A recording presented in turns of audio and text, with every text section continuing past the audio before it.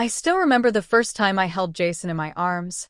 He was just a baby, barely old enough to hold up his own head, wrapped in a pale blue blanket with tufts of dark hair sticking out from the cap the nurses had gently placed on him. His mother, my sister Emily, was beaming from the hospital bed, exhausted but glowing. That moment stayed with me like a photograph etched into my heart. I never imagined how much this little boy would come to mean to me, or how one day, his simple wish would change both of our lives forever. As the years passed, Jason grew into a kind and curious little boy. Emily raised him mostly on her own. His father had left when Jason was still in diapers, and though it wasn't easy, my sister made sure Jason never went without love or laughter.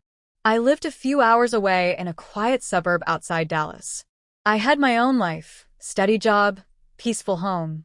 No children of my own, but I made time for Jason as often as I could. I was the fun aunt, the one who brought gifts on birthdays, told silly stories at bedtime, and let him stay up a little later than he was allowed when he visited. Then came the accident. It was one of those days you wish you could rewind 1,000 times and somehow change the outcome. Emily was on her way to pick Jason up from school when a distracted driver ran a red light. She was gone before the ambulance even arrived. I found out through a phone call that shattered my world. The words didn't make sense. My sister, so full of life, so strong, was just gone. I couldn't breathe. All I could think about was Jason. How would he survive this? I drove down immediately. The hours felt endless. When I arrived, Jason was with a neighbor who had stepped in until I could get there. I'll never forget the look in his eyes. He wasn't crying. He wasn't angry. He just looked lost, like someone had turned off the lights inside him. He was only 9. The days that followed were a blur. Funeral arrangements, legal paperwork, meetings with social workers. Everything moved like a storm around me. But I stayed grounded because of one thing. Jason needed me. I applied for legal guardianship, moved him into my home, and tried to help him feel safe again. I turned my guest room into a bedroom full of his favorite things: superhero posters, books about space, glow-in-the-dark stars on the ceiling. I cooked his favorite meals, sat beside him during his quiet moments, and waited for him to speak when he was ready. It wasn't easy. Grief settled into our home like a fog. Jason barely spoke for weeks. He had nightmares that woke him up crying, moments where he'd sit in silence for hours, and school became a battle of its own. But I stayed patient, even on days when I felt like falling apart myself. Then one night, months after the accident, Jason came into my room holding a folded piece of paper. He didn't say anything, just handed it to me with both hands. I opened it and found a drawing, crude but heartfelt, of a house with 2 people standing in front. One looked like me, in my usual hoodie and jeans. The other was Jason, smiling for the first time in a long time. Above it, written in shaky handwriting, were the words, "Can I stay here forever?" I felt tears sting my eyes as I pulled him into my arms. "Of course, sweetheart," I whispered. "You can stay with me as long as you want." That was his wish. It wasn't about toys, vacations, or things that kids usually want. He just wanted to belong again. He wanted to feel like he had a home. And saying yes to that wish changed everything. From that moment, I threw myself fully into creating a real life for us. I enrolled in parenting courses, met with counselors, and worked closely with his school to make sure Jason got the support he needed.